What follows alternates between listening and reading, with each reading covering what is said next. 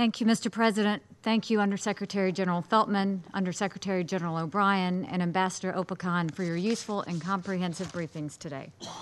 This is my first appearance in this chamber as the permanent representative of the United States. It is an immense honor for me to sit behind the United States placard and to follow in the footsteps of so many giants of American diplomacy.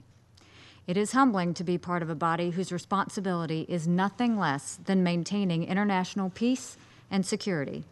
I look forward to working closely with each of you on this council. The United States is determined to push for action. There is no time to waste. I consider it unfortunate that the occasion of my first appearance here is one in which I must condemn the aggressive actions of Russia. It is unfortunate because it is a replay of far too many instances over many years in which United States representatives have needed to do that. It should not have to be that way. We do want to better our relations with Russia. However, the dire situation in eastern Ukraine is one that demands clear and strong condemnation of Russian actions. The sudden increase in fighting in eastern Ukraine has trapped thousands of civilians and destroyed vital infrastructure. And the crisis is spreading, endangering many thousands more. This escalation of violence must stop. The United States stands with the people of Ukraine, who have suffered for nearly 3 years under Russian occupation and military intervention. Until Russia and the separatists it supports respect Ukraine's sovereignty and territorial integrity, this crisis will continue. Eastern Ukraine, of course, is not the only part of the country suffering because of Russia's aggressive actions. The United States continues to condemn and call for an immediate end to the Russian occupation of Crimea.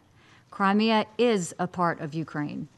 Our Crimea-related sanctions will remain in place until Russia returns control over the peninsula to Ukraine. The basic principle of this United Nations is that states should live side by side in peace. There is a clear path to restoring peace in eastern Ukraine, full and immediate implementation of the Minsk agreements, which the United States continues to support. For the people in eastern Ukraine, the stakes are high. With each passing day, more people are at risk of freezing to death or dying from a mortar blast. The United States calls on Russia and the combined Russian separatist forces to fulfill their commitments in the Minsk agreements and fully restore and respect the ceasefire.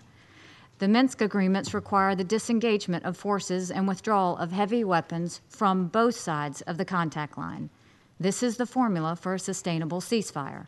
Pulling back forces and taking heavy weapons out of this area will save lives.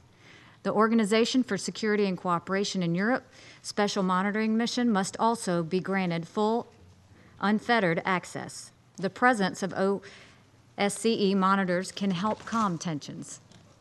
Cooperation on this issue is possible. Earlier this week, both Russia and Ukraine supported this Council's unanimous call to return to a ceasefire. It was the first time in years that this Council was able to come together on Ukraine. The parties on the ground should heed this signal and hold their fire. The United States expects that those who can influence the groups that are fighting, in particular Russia, will do everything possible to support an end to this escalation of violence. Thank you.